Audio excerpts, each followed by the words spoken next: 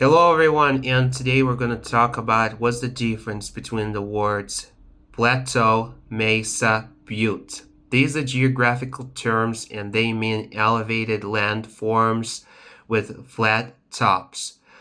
They differ in size from the largest to the smallest. Plateau, Mesa, Butte. Plateau is a huge one, very huge. It can stretch out for several miles, and in some cases, you can't even see the border of it, like some plateaus in Utah.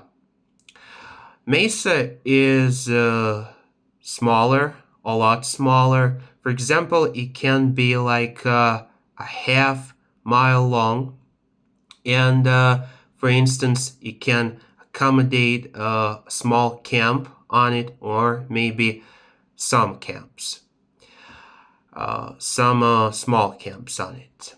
And Butte is the smallest one. When comparing it to the others, try to imagine maybe it's gonna be like the size of a swimming pool, maybe a little bit bigger or smaller, but something around this.